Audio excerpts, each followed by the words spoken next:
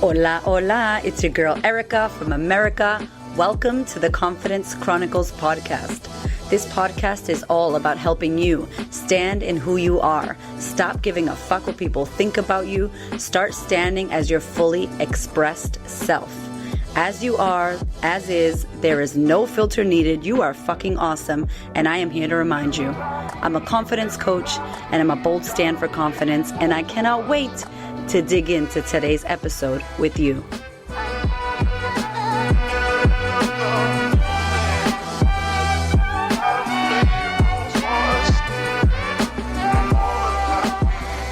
My darling, welcome back. How are you? Welcome to the podcast.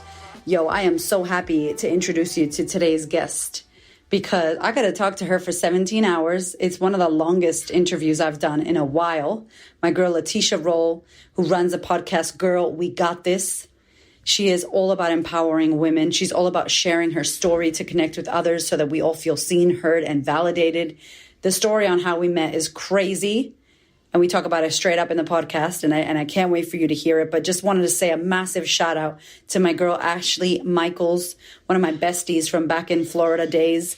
She hooked me up with Laticia and connected us. And you know, when you meet somebody and you're just like, yo, you my person, like I don't even need to know anything about you. I love you. We are on. And this connection happened via Instagram, via Zoom, via phone. We're calling each other, messaging each other. She is legit an incredible woman who stands for other women. And she's got a gorgeous story to share with you today. And there's going to be so much that you're going to be able to take away from this interview. So many lessons, so many things that you will feel seen and heard in. And I can't wait for you to experience her. And of course, to go check out her podcast, Girl, We Got This. She's just the bomb. And I'm not even going to keep talking. We're just going to get right into it. Without further ado, my girl, Laticia.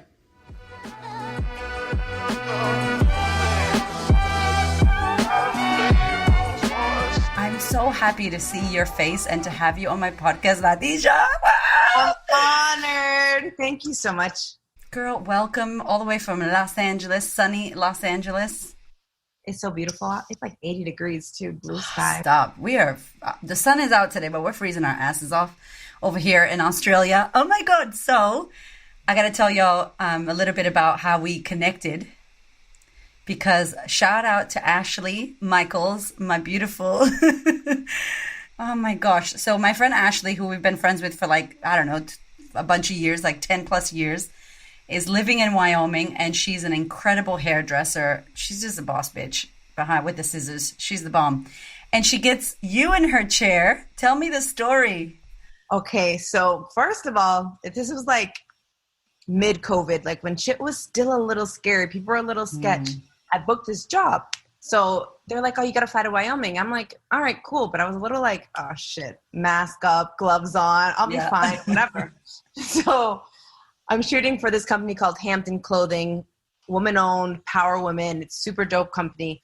The first day on set, Ashley's there. And I could feel her energy. And I'm just sitting in her chair.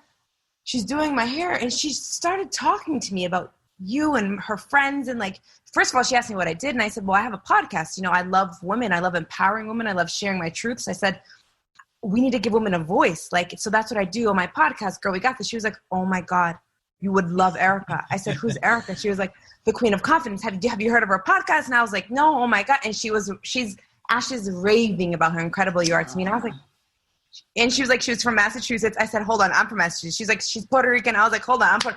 And it was just all these commonalities, and something in my gut was like, go on her page right now and just write her a message. Because Erica, I've never done that before. Like, it's crazy because I will go up to a woman in person and be like, you're beautiful. I love this. Like, real quick. But on social media, I don't do it on social.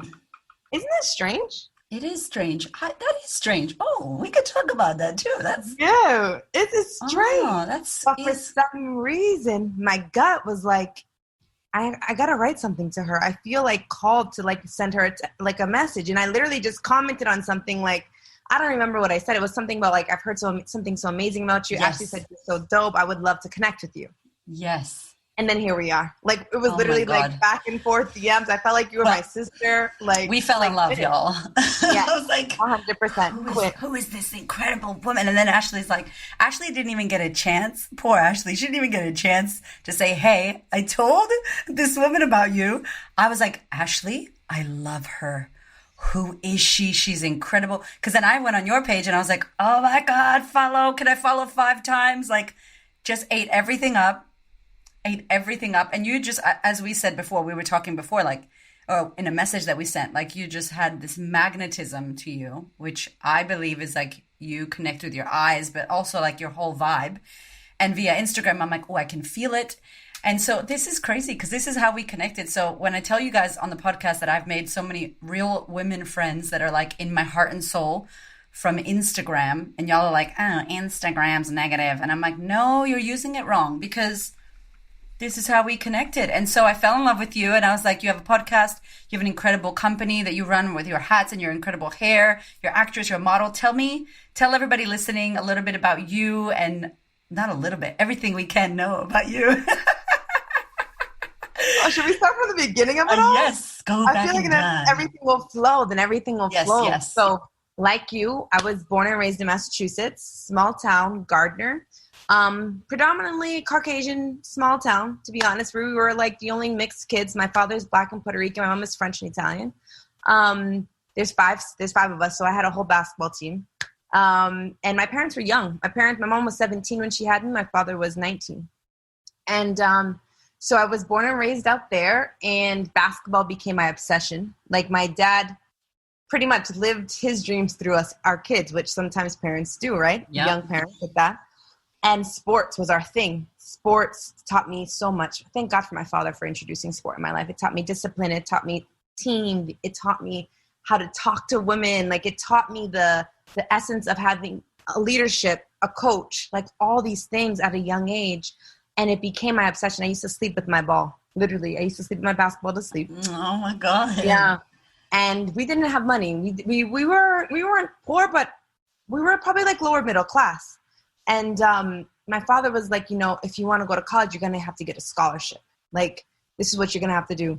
So I'll never forget my junior year. We were in a public school, but like college coaches weren't coming out there. Small town, nobody doesn't get a lot of like looks from for scholarships. So he refinanced our house and put me and my sister into a prep school. It was such a gift, girl. Wow. I mean, at the time, my mom was like freaking out because she had 3 other kids to take care of. Refinance was just sending them back. But I was like, now looking back, I'm so thankful my father did that. And we went to prep school. My older sister and I, we were in the same grade, and I got a basketball scholarship. So Worcester Academy, shout out to WA. I got a basketball scholarship. I went to college, played there for 4 years at Eckerd College in St. Petersburg, Florida. And it was... I didn't know any of this. Oh my God. Yeah, dude. It was like camp. I'll never forget when I went to visit, because, when you're an athlete, they like fly you to places because it's like you're the new hot commodity. They want to show you off to the school, so you got to pick which one you want. And I'll never forget when I flew to Eckerd, I was like, there's the beach on campus, there's the beach down the street. I don't got to deal with the snow. Oh, okay. I'm sold. Yeah, I was sold. So there 4 years, my 3rd year, I tore my ACL one game. I tore my ACL and my knee got like torn up. Like my ACL, LCL, my MCL all at once. And I wanted to go overseas to play. That was always my thing. I wanted to go to Barcelona, like Love and Basketball. That was my favorite movie, by the way. Yeah. I wanted to go over there. And I wanted to play, but the universe had a different way for me, So I blew up my knee and got depressed. And my mom had to fly down, help me get through this depression. I'm like, what am I going to do now? So now I'm like, 21 years old, in college, knees blown out. A year later, a modeling scout picked me up in Tampa. The best woman ever. She's still my mother. I was actually talking to her today, Kara Alexander from Ben's. She's not there anymore. She has her own management company, KLA Management. And she scouted me. And, growing up, I'm a beautiful woman. I have blue eyes. I have curly hair. I'm a mixed, it's kind of like they call us exotic. And I used to always be like, I'm from fucking Massachusetts. I'm really not fucking exotic. You know what I mean? I'm mixed. But you know how the people call us exotic. Because it actually just means they don't know where the fuck you come from. And it's like, you're just like, whoa, I've never seen you before. So that was... I love you. And can I just say, I love that you're like, I'm a beautiful woman. Like, listen, ladies, listening to this podcast, that, as a matter of fact, like, I fucking love you. Like, this is what we need. We need to be great and okay with saying, I'm a fucking beautiful woman and I'm exotic. And I'm aware of how people see me. Obviously, you know, you're so much more than your gorgeous eyes and skin and hair. But it's like, let's not forget that you're a beautiful fucking woman. Erica, can we touch on this too? Because it took me a while to own that. It took me a while because, you know, my father raised me, and he did it with good intention at the time, where he raised me to see only beauty comes from the inside. Beauty comes from the inside, but he was fearful because he knew how beautiful. Now, looking back, he would tell me, now to this day, I was so fearful of your beauty. I would see how people would flock to you. I saw how men would look at you. So he would tell me the beauty only comes from the inside. So I grew up being this kind, sweet, incredible soul, but I never acknowledged how beautiful I was on the outside. Wow, that is fucking... Yo, my coaching brain is like bing, bing, bing, bing. Like, yes. Wow, that is huge. Oh, Erica, and it's so powerful. You know, and I talked to my dad. I said, but Dad, because he has two new young little babies, 2 girls, and I go, please remind them how beautiful they are on their outside too, so they know how powerful they are, because that's the power of us female, of our feminine, our femininity. Yes, we're beautiful on the inside, but we're fucking astonishing on the outside too. It's a fucking double punch. And we have to own that. And it took me probably till after college, probably when I was like 24, 25, I was like, yo, this is a gift. The universe gave me this gift to look like this. This is a gift for me. My inside is just like the icing on the top of it. Like, this is all of it together. The alchemy of me is so fucking beautiful and powerful. You know what I mean? But it took me almost 25 years to realize that. And I still struggled with it until I was 30. You know, but women, we are so beautiful. Inwardly and outwardly, we have to own that shit. We really do. We do. Thank you, Dad. That's so good. Literally. Yeah. Yeah. But I said, Daddy, you know, I wish you did tell me, because like we would do like things bad, or we would talk back and you'd be like, you're really ugly right now. You're really ugly right now. And as a child, you know, you're taking that as like, I'm ugly. You know what I mean? You don't know. You're not really taking that in, but it grows with you. And then you don't really understand how beautiful you are. So you take the exterior instead of the interior. You mix them up. You're children. You know, you're not emotionally mature enough to grasp that concept. So now, all women, everybody listen to this. Own your motherfucking power and all your truth. Yes, you're beautiful. And yes, I am beautiful. And I'm going to let you know that. Yeah, it's our segue. That shit was good, because I was like, yes. You know, because people listening can be like, oh, wow, she said that like nothing. And then it's like, yeah, but like you said, it's taken a while, you know? 25 years to even acknowledge it. And I think honestly 30 years to really accept it and step into it. So yeah, back to that. So I started modeling, right? Everybody would be like, oh, you should model.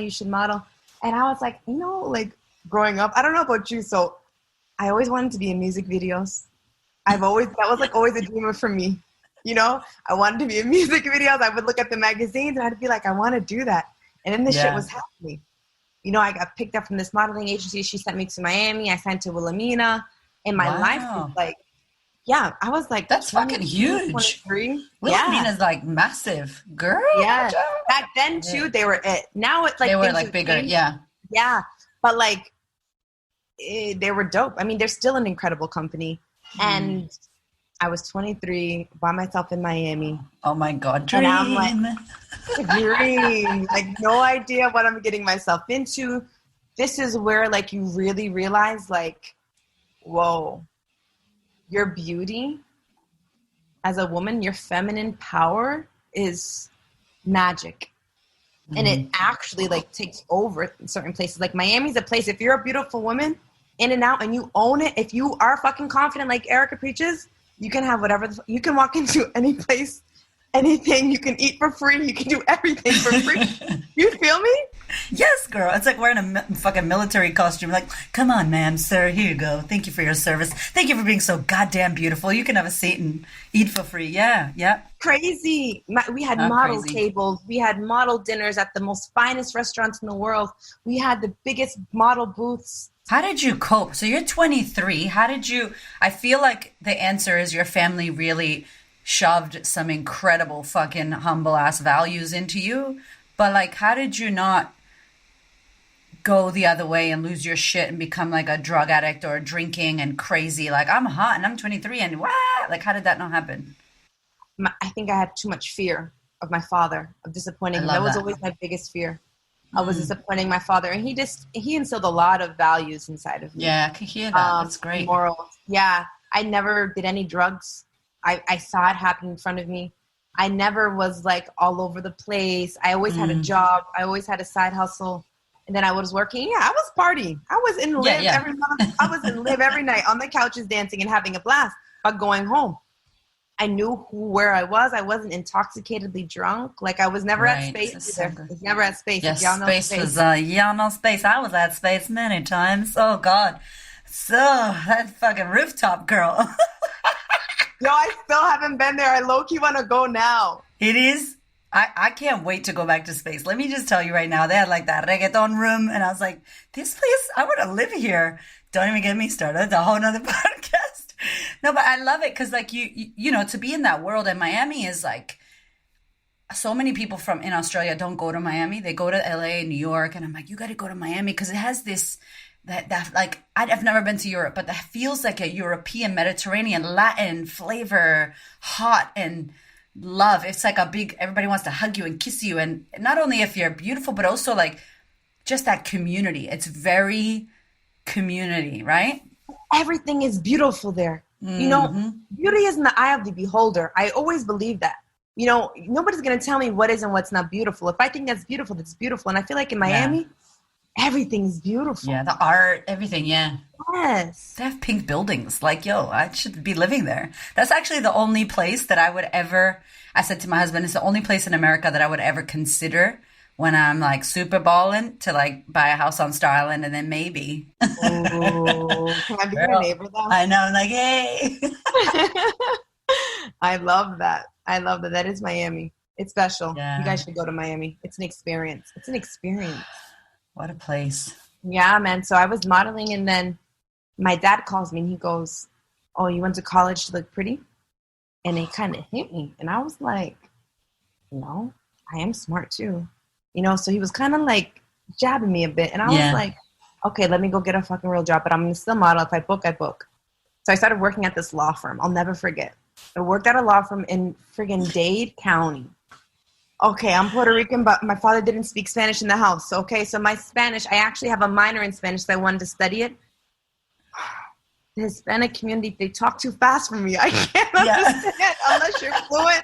I used to pick up the phone in the law firm, and they're, you know, so quick, and I love it, but I couldn't understand. That was my life for like 3 months, trying to like help people in this law firm. So, you know, I was like, I don't want to, like, Dad. Like, in my head, I'm like, I did always want to be a lawyer, but I was like, I don't want to do this. I hate being in a cubicle. It's not my jam. And I'll never forget, my mother agent called me, and she said, hey, there's an agency in South Africa that wants you. And I said, what do you mean? She said, yeah, they'll pay for everything. You go there for 3 months. You da-da-da-da. And I was like, I'm going. She's like, seriously? I was like, yeah, I'm going. I called my dad, and he was like, no, you're not. I said, Dad, look, I did everything you wanted me to do. I went to college. I got a scholarship. I graduated. I did all the shit. I'm living my life for me now. Wow. And I went to South Africa. Wow. How was that? That must have been fucking the best. How old were you? You were 23. I was 23. Cape Town.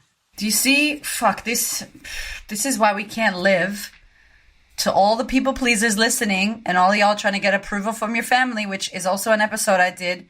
You're never going to please your dad, even if you do all the things, or your mom, or your auntie, or your judgmental as fuck grandma. You're never going to please them.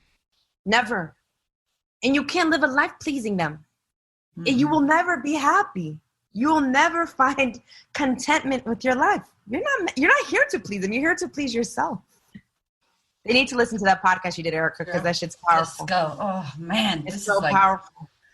we literally, I love you. Like, we could have 70,000 episodes. I love that you worked in a fucking law firm and that you thought you were going to be a lawyer, because I also wanted to be a lawyer.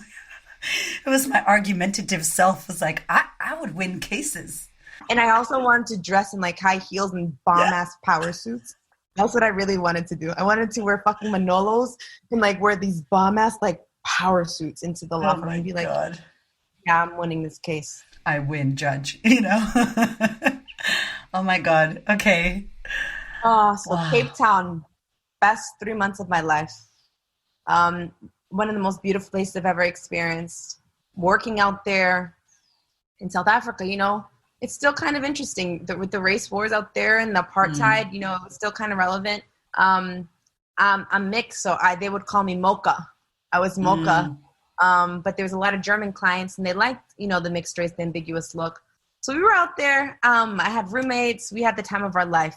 I don't even want to call it work because it was like play for me. Wow. Like I'd go to castings, whatever, but like I was playing. I was having the time of my life.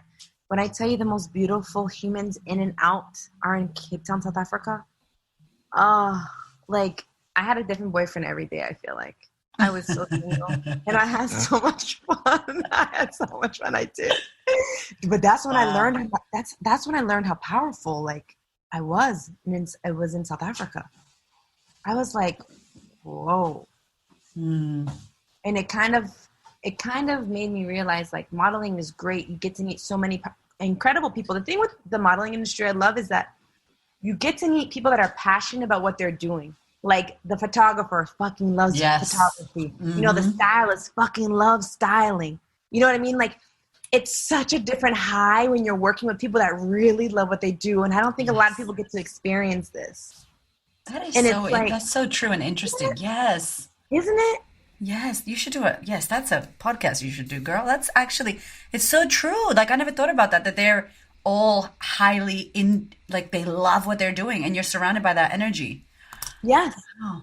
And you're literally their muse. So you get to play in their love field and then you're doing what you love. And it's just like this beautiful world. And, like, it's so incredible. Now, let me tell you, modeling is hard. It's not easy. And it's not for the sweet, kind-hearted. You get rejected every day. I was being rejected every day. I would wait in lines of women for like hours for a cattle call. And then you get in, they have you do something crazy. You're looking crazy on the camera. I wish there's a reality show that like exposed everything we have to do for castings. Properly. Some days I'm like, y'all are really having me jump on one foot in heels for a commercial for Oreos?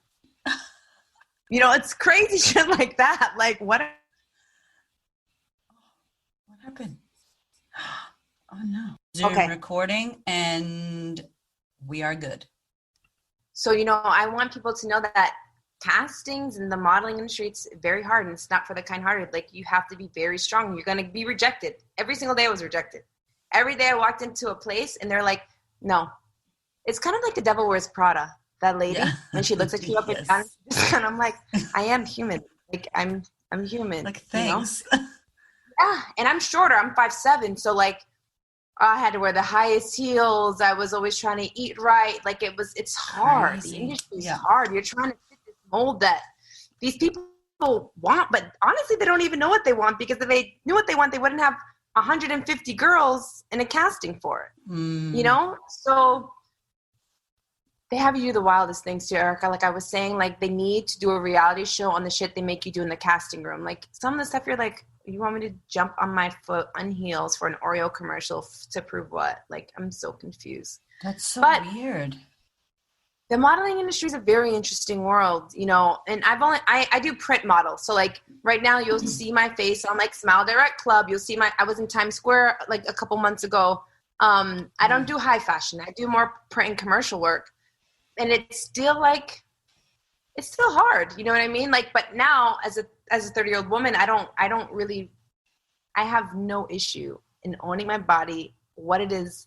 And I embrace it now, but back then, 23-year-old, I was dieting. I was trying to eat like a little and I was trying to work out and I took laxatives at one point, to stay like a certain, you know what I mean? Like it's crazy looking back, but in the end, South Africa was the best 4 months of my life. I had so much fun. And then I went to New York. I went to New York City for 8 months to model. Wow. Then I went back to Miami. Then I went back to Atlanta. And that's Atlanta kind of like grounded me back in the States. And I got back with my college boyfriend. Guys, when you, Ugh, I love that. yeah, like, That's I got love for him. But when we're young, we go back to what's comfortable, whatever. But we were dating, and I'm like, am I gonna live in Atlanta? Like, is this what I'm doing right now? In Atlanta, I started acting. That's when I really started to be like, I'm kind of over this modeling thing. I didn't want to keep eating grapes every day and like trying to diet. I was over it. My body's an athletic build. Like, it's naturally athletic. So like, it was always a struggle. And I was like, I want to act. Growing up, I would do plays. I was in chorus. I would do all the things. I was like, I want to do this. So I started acting in Atlanta. And everything, like I was telling you, we were talking earlier, like with this COVID thing, like things are opening up in Atlanta before LA. It's wild. Atlanta's booming. It's beautiful. So I was there. I went back to Miami for like a month, and I ended up, this is where like my life kind of shifted. I would say from 25 to 30, I ended up dating this man, and my life kind of changed. A lot of us women, unfortunately, and I can be honest and say this, at 25, I was just modeling, acting, having fun. I didn't really have a sense of direction or a sense of self or a sense of who I was. I was still like just that college girl, living, modeling, working, always being validated by my exterior. That was my job, right?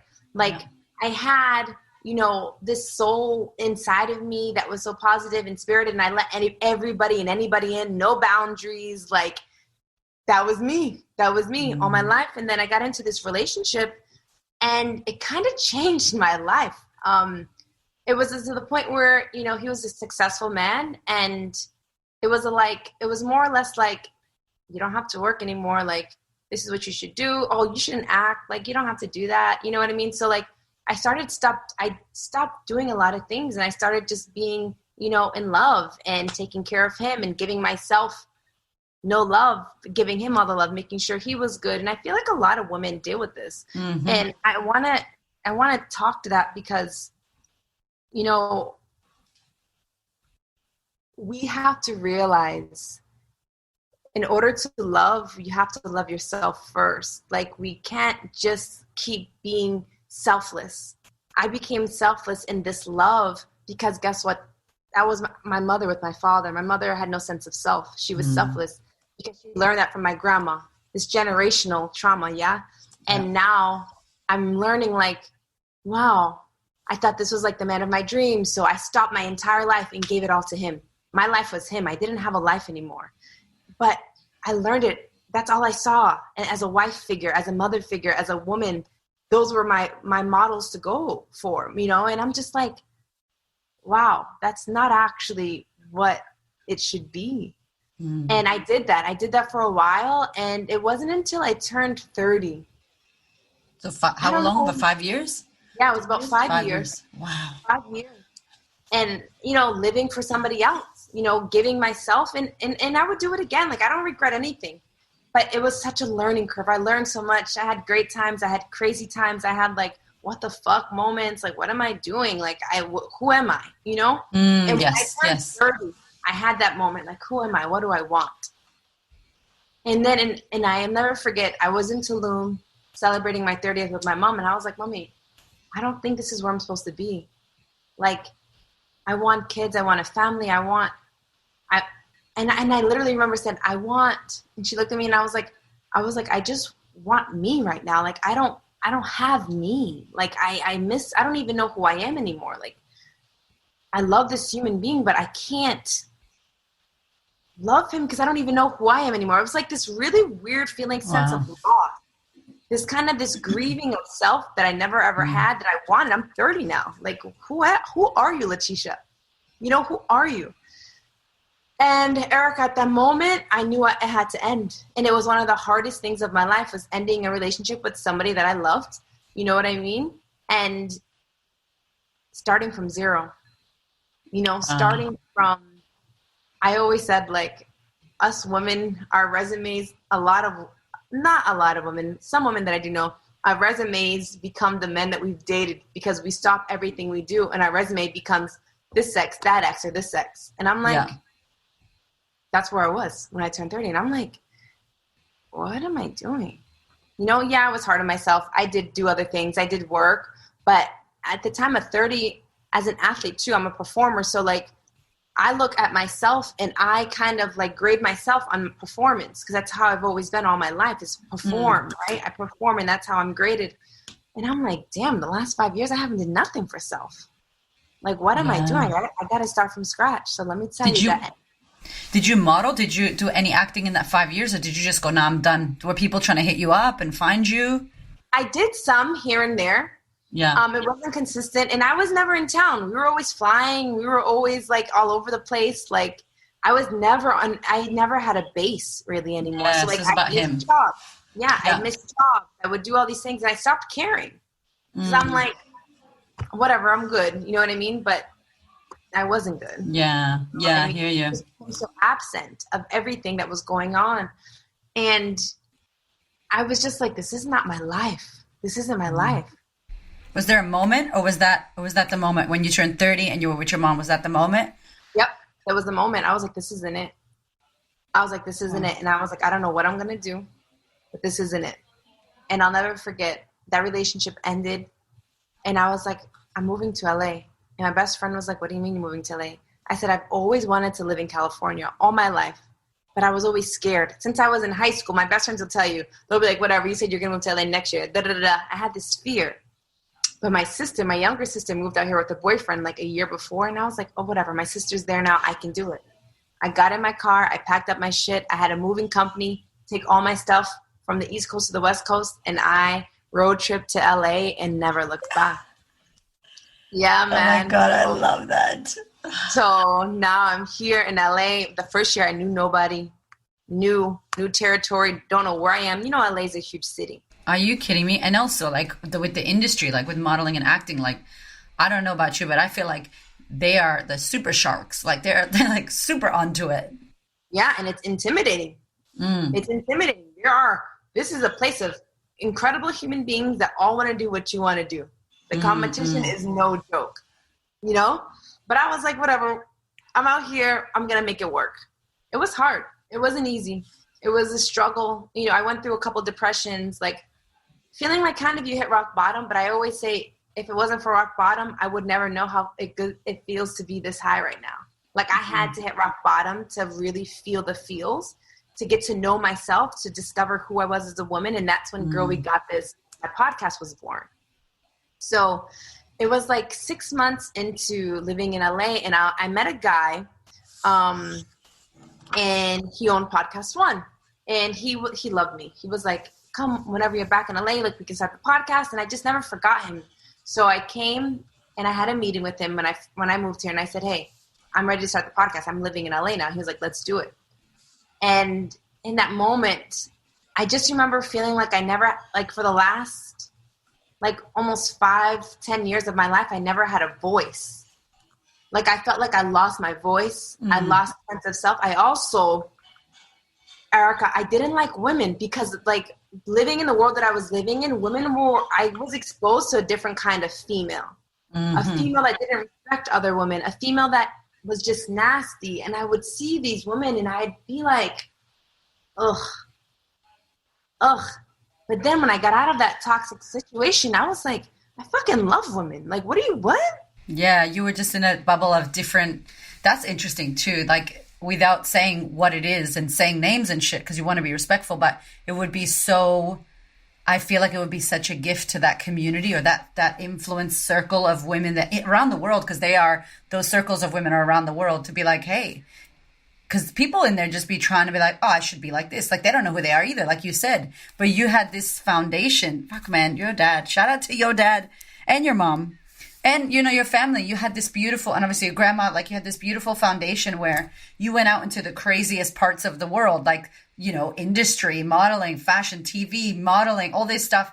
But you had this core thing that almost like made you unshakable, even though you went through hard shit. It was like, fuck, like it could have been such a different thing for you. Like, 1,000%, Erica. I appreciate you for saying that. That's amazing.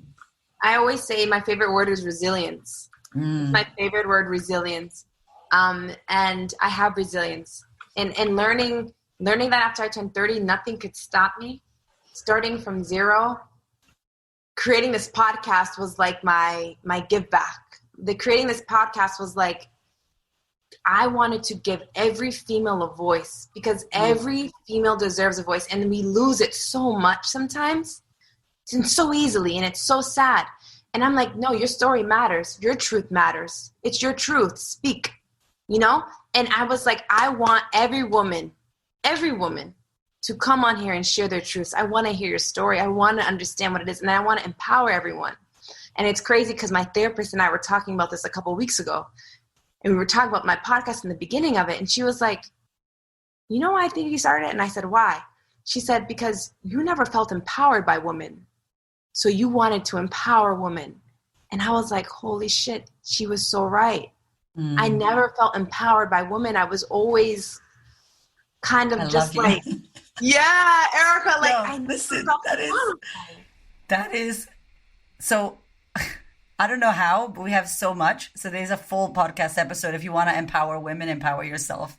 Like, that is literally an episode on the podcast, because you are right. Like, you find this is why this shit is important. If you're listening, you are important. Just your story, even if it's small or big or whatever it is, like, all of us matter. And by you shining and sharing, I get to shine, because I go, maybe I could be like her. Like, so you're fucking spot on. Like, oh my God, that is crazy. Erica, we always, like, we try to play small. So many of us try to play so small. No, step into your light and step into your power. Your struggle and your trauma is just as important as the other woman's. You might think it's small, but no, we make ourselves small always as women to fit. We've had to, in this patriarchal system that we've been born in, right? I'm tired of that shit. I'm tired of it. I'm putting an end to it. I want to hear everybody's voice, and I want to empower every woman. And it's so incredible. I don't know about you, but I learned through my podcast and interviewing these incredible women, which I can't wait till you're on it. Oh, it's going to be good. Yeah. But, you know, I learned that a lot of women grow and evolve when they hit rock bottom, whether it's a divorce, a loss of the husband, they get cancer, you know, all these things. It's a commonality between so many women that on their lowest point, like, they had to break in order to really bloom and rise. And then they create this empire of, you know, one woman created this perfume company, another woman created the biggest curly hair salon in Beverly Hills. Like, we are resilient. Like, the feminine power is so powerful. We just have to own it, you know? And it's not easy, though. Gosh. It's not easy to own it, because we've been so we've been the underdogs. Like, we were told not to own who we are. We were told not to trust ourselves. We were taught all these things that actually aren't right. And it takes a lot of unlearning. And realizing your patterns are like, no, that's not true. Just because my mom did that, she did that because she learned that from my grandma, but that's not how it is. It's 2020 now, baby. Yes. We don't rock like that anymore. Don't you love how, like, these cultured relationships where, like, the man gets served the food, right? And, you know, like, in Puerto Rican households, I didn't have a dad, but in Puerto Rican households, and that's good that I didn't have a dad, because I probably would not have been as fiery as I am right now, you know? So, but, like, where they serve, you know, I'm married to a Sri Lankan man, and although they're super new and fresh and modern, his mother serves the father, he eats first, all that kind of stuff. Like, you know, that's what happens. And it's like, it makes me laugh when I see high cultured relationships, but then they want to have a fucking iPhone 11 Pro. And I'm like, yo, you want me to airdrop you some photos, but your fucking shit is, but then I gotta do some 1920 shit. Like, but do you have an iPhone 11? Get the fuck out of here. Like, so true. What the fuck is that? Oh my God. That crazy. It is. It's insane, but so many of us are still living in that world. Yeah. You know, and that's fine. I don't want to be mediocre, you know, and I always say that. I said, it's up to you what kind of life you want. You know, if you want to be mediocre, that's okay. I'm not choosing to be mediocre. You know what I mean? I'm choosing to be the best me. I'm choosing to have the best love. I'm choosing to have the best job. It's a choice. Everything's choice. If you want to be mediocre, go. You can go live in the 1920s and the 2020. I mean, that's, you can if you want. And no, I'm not judging you. That's what you want. But I'm not choosing that. You know, and as women, we have the power of choice. That is so, Everybody does. that's so true. Because I think that we forget that we're choosing how to think. We're choosing the relationships. We're choosing our feelings. We're choosing everything. Yeah. Fuck. Everything is our choice. Everything we choose. And it's hard because a lot of us are choosing based on patterns and what we're taught and what that child was taught. And until you do that shadow work and do all that unlearning, which took me, I'm 32 now, baby. It took me 32 years to really be like, oh, God, I keep attracting toxic men because me and my dad actually had a toxic relationship growing up. Oh, I think that's normal. I think that's healthy. No, girl, it's not. It took me 32 years. Hello, somebody. Yeah, but also, too, like, you love your dad and you saw who he was being and he was doing the best he could, you know? And it's like... And I love my father still. Yeah. But you have to really understand how you were raised and who you were raised by. My father was 18 raising me. My mother was 17. Like, they didn't even have sense of self. How could they actually put in that into me? Yes, they instilled really great values, a lot of, discipline in me. But there's a lot of things I didn't have, like a sense of self, a sense of self-worth. You know what I mean? And it took me 30 years to really start honing in and like creating this idea of self-worth and self-love and this power because I didn't have it. Yeah. I didn't have it for a while. How did you, like when you got out of that relationship and you're like, fuck it, I'm moving to LA. Did you get a mentor or a coach or a therapist or a book? Like what was something that really started changing you? Yes, therapy. Therapy changed my life. I'm a talker. I need to talk. I like to visualize things. And I just started with a therapist and I went hardcore. I went on a schedule, and that's a thing to everyone listening. You can't just jump in and out of therapy. You can't just go 1 week and then not go back to the next, 3 weeks later. Like if you start something, schedule it in like you schedule in your meals. Schedule it in like you schedule in that stinking show you watch every Friday at 3 o'clock. Yes, momentum creates movement, period. Therapy for me changed my life. It made me look at myself. It made me uncover so many things I had no idea about. And my business, I started my hat company.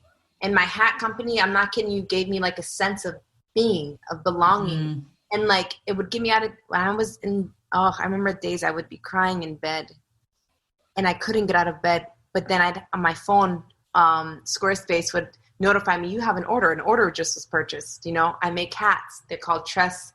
And I make hats for women with curly hair. And that literally, this business got me out of bed so many times when I didn't want to get out of bed. Honestly, still to this day, I'm so thankful for my hat company. But it's because you're serving, right? Like you jump out of yourself and you serve someone else and you get to be of service to them. And that gets you out of your shit, right? Now I'm here, Erica. I'm in LA doing what I love, talking to incredible women, creating girlwegotthis.co, the platform, the Instagram space for women to just be their true authentic self, to really use their voice and be vulnerable and be open and what you create, this sisterhood, there are incredible and awesome women that are true, that are honest, that are caring, that really fucking ride for you. Yes, there are mean girls. Yes, there are envious girls, but they have issues. They just have issues that they still have to work on. They haven't done the shadow work. They probably had a really bad life growing up. They've had trauma that they have to deal with.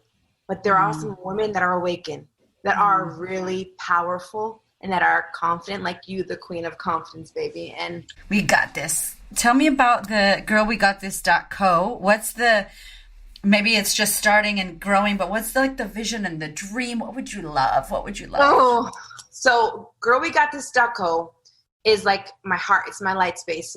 My vision is to create sister circles around the world. I go to women's circles here in LA, and they changed my life. I have a space of spiritual healers, spiritual sisters, a space where I can go and be vulnerable and cry, and we support each other. And there's no negativity. It's nothing but love, you know, and it's like 10 to 12 women that you're just like blown by. You learn from them. They pour into you. You pour into them. You know, we're not pouring from empty cups either. So, you know, when you have full cups and everybody's pouring into each other, you're just like, wow, I've never felt this way before. And the feminine energy is the most powerful energy on planet Earth. I always tell people this. When we come together, y'all better fucking watch out. That's why they oppress us. That's why the female has been oppressed for so long. The fear. You know, oppression is, people oppress people that they fear. They try to keep them lower. That's why oppression is caused. When women come together, you can't stop us. We're smart.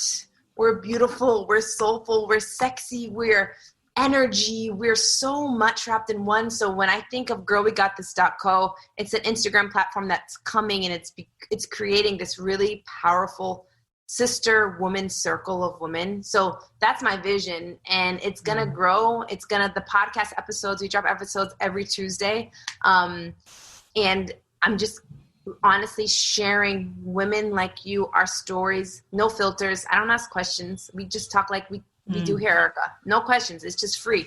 It's open.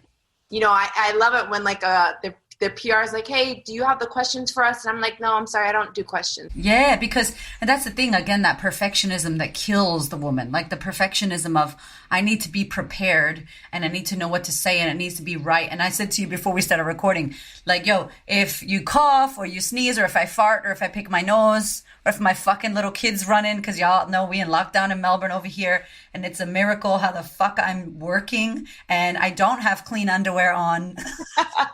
Because I don't have underwear on, period. Oh, hey, that's what I'm saying. It's 80 degrees. We don't want a hot coochie. So, you know, it's like how free, like how your face looks right now, that smile that you have, that's what it feels like, right? When we just go, I don't need to be perfect.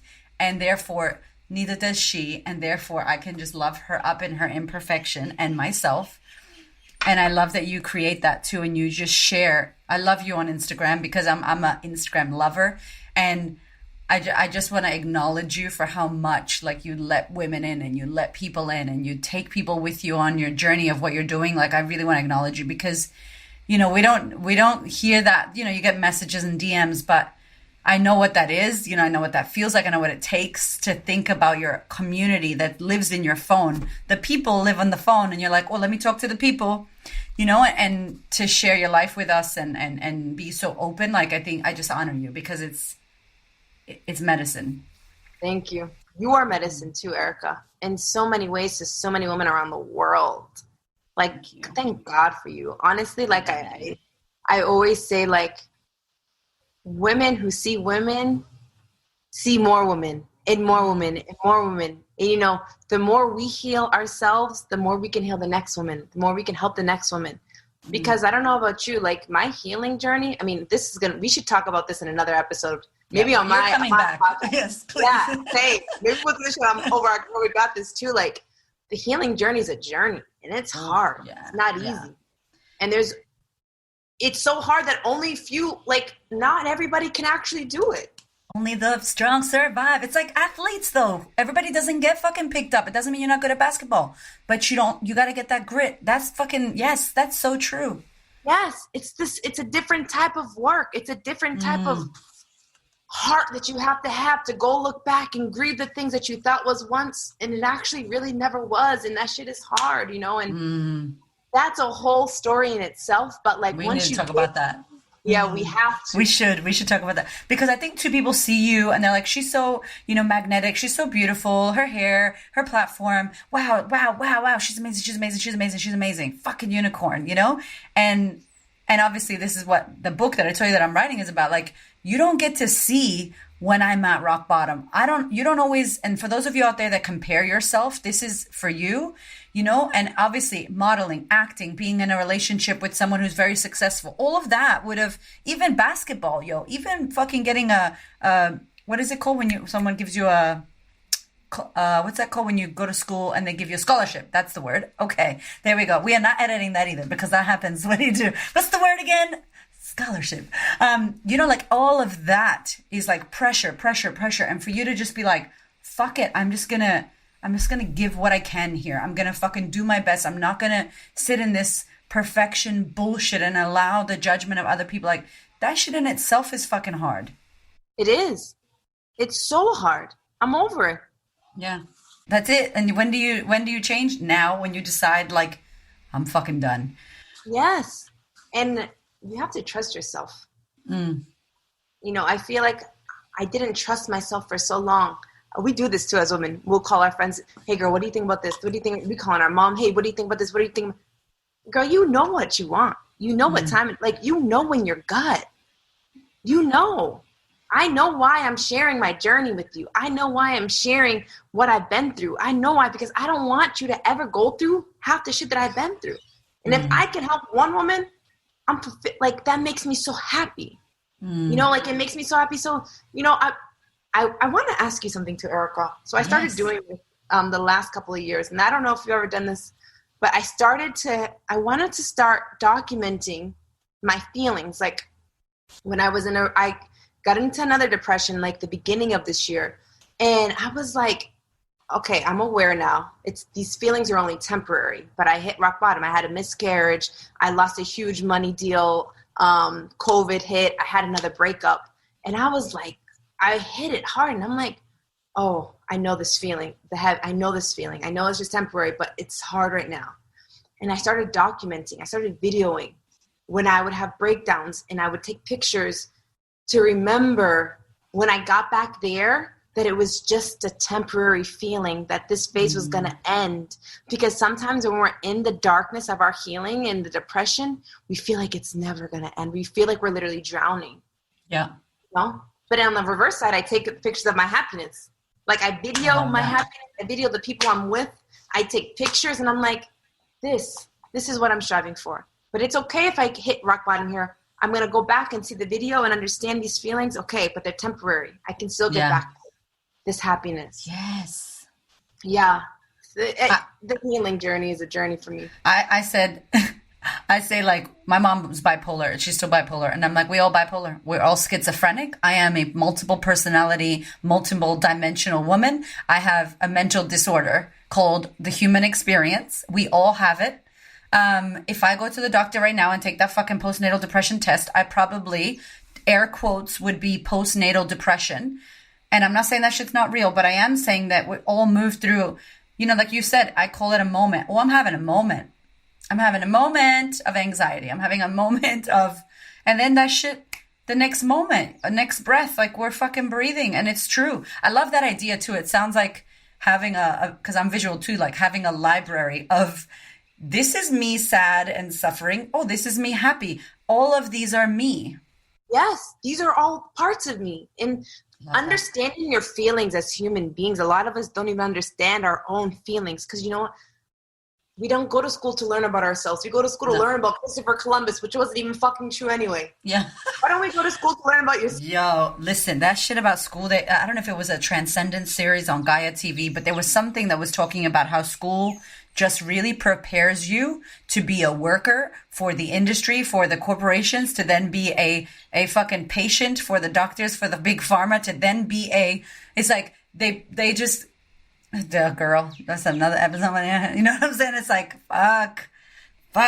I want to ask you about the feminine energy. And like, I never considered myself just until recently in my feminine. And if I was to step on a scale as to where I usually live, I probably live more in the masculine. And my husband, who's a man, like a sexy ass motherfucker, he's like a definition of the feminine energy though, right? He's slow, he's soft, he's nurturing, he goes out into nature, he meditates, he's quiet, he's a crab of a fucking Cancer. And I'm like, I'm gonna do all the things, I'm gonna make shit happen. That's me. And so we are like a yin yang, and I'm learning how to be in the feminine. I'm fully in it and I love it and all that. But what was your journey with stepping into the feminine? Was there anything specifically that you did or still do that helps you? Stepping into my feminine was a journey in itself, especially being an athlete, a female athlete. I was going to say, yeah. you become, especially in the female world, in the basketball world, for instance, a lot of people judge you and assume you're a lesbian, or you assume you like women. I'm not a lesbian. I love women, but that's not my sexual preference. You know what I mean? My roommates were gay. I've seen the world. I love the LGBTQ community. I love them all. And I just was always this tomboy. I always had this masculine energy. Mind you, I hate the word tomboy now. Yeah. It was just another term to make us women it's literally a woman that acted like a rude boy, like a boisterous boy. I'm like, no, I never acted like a boy. I was a woman that loved fucking sports. Yeah. How about a woman with passion? A woman that liked Jordans, okay? What's wrong with that? And baggy jeans. Yeah. But we were raised to be like, oh, you're a tomboy. You're like, no, I'm not. So I always had a masculine energy. I always had this dependent energy where I was always like, I have to do this like you. I have to do this. I have to do that. I have to do that. My mom was like that too. My mom was very masculine. My mom wasn't really soft. Yeah. There was certain moments of her, she was soft and tender, but for the most part, my mother was a very strong woman. Stepping into my feminine happened when I turned 30, I feel like, for me. And it was a shift where I was like, when I told you in the beginning of the episode, I realized my exterior beauty was as beautiful as my interior beauty. My feminine powers, it's okay to be soft. It's okay, but I stepped into it when I went into these women's circles. These other women taught me the power of your feminine, the power of being an unapologetic woman. And it's okay to be soft. It's okay to be in nature. It's okay to get out of that masculine earth. I always had to be earth. I had my guards up. You know what I mean? I had this wall up, this mask on. I like to call it my mask. And it wasn't until probably 2 years ago, surrounding myself with other incredible women that stepped into their feminine energy, is when I actually even learned what feminine energy actually was and what it felt like. And then once you feel it, you're like, yo, what is this feeling? I want to feel like this. And then I started reading. I started exploring. I started dancing. I started being comfortable with my body and my skin. I started walking around my house naked and loving every minute of it. And I'm like, no, this duality of my masculinity and my femininity is fucking dangerous in the best way. You know what I mean? Yeah. It's dangerous. And that's the power of the female. If you have that duality, even if you don't, you're still powerful. But for me personally, my truths and my experiences, my masculine energy, sometimes it's still hard for me to kind of shut that down. Sometimes I find myself being like, all right, T, you don't got to be like that right now. I do talk to myself. I talk to myself every month. Yes, girl, me too. And I have to be like, no, you don't have to be hard. Be soft. You can, I check myself. I talk to myself and I write on my mirrors on a marker, and I remind myself, you are feminine. Your femininity is beautiful. It's okay to be you. You don't, and I have mask off. I write mask off.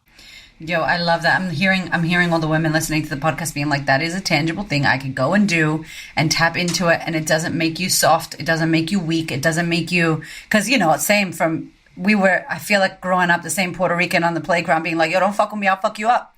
I'll fuck you up in a Walmart fucking parking lot. And it's like, if I'm not that, then I'm going to, when really, if you have that angry, hard, yeah, I'm good. It's like, really, you're a fucking teddy bear. You're soft inside.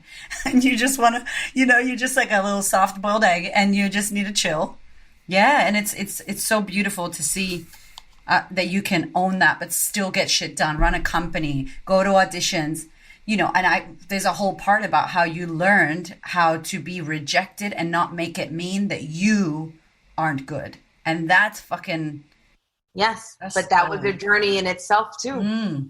That's a whole journey in itself. But do you see that? If you're listening and you're like, obviously we're going to give all the things in the show notes, the links, and you go and follow her on Instagram and you're like, wow, she's so beautiful. And to know that from 23 to, I don't know, however, 30, let's say, and still now, because you still model and you still act. Yes.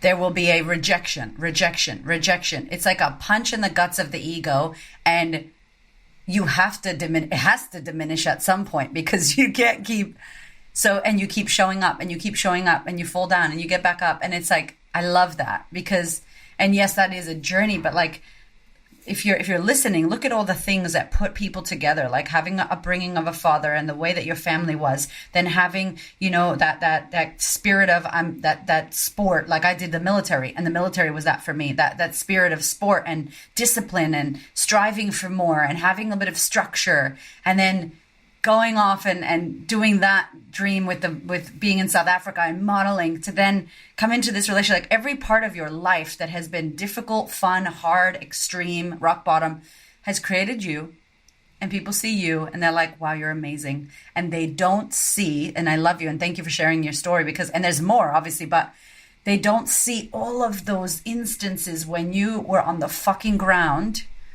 not wanting to get the fuck back up.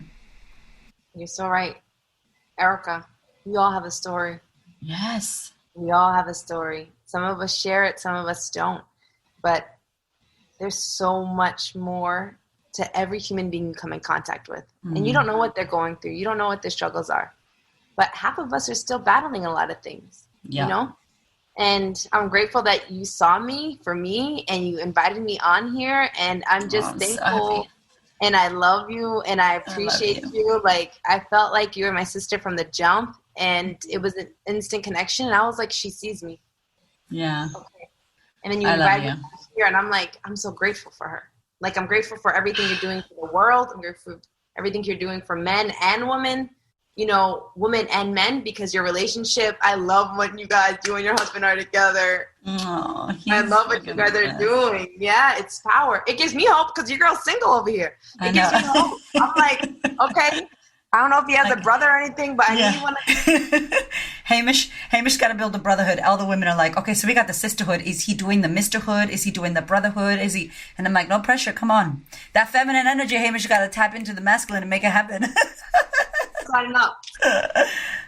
Okay, done. Listen, I could talk to you for thousands of years, and I know I so appreciate your time because our time zones are crazy, but where can we find out more? First of all, for the ladies with the beautiful curly hair or thick hair, and they want to wear a baseball cap, because we didn't even go deep into that, but we're going to link it in the show notes. But where can they find out all about you and consume all of your juiciness?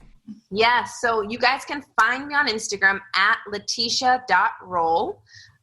That's my Instagram. And from there, you'll find my hat company for the hats, for the curls, for the women, and for men with all the hair. Because let me tell you, baseball hats don't fit over normal textured hair in our texture, period.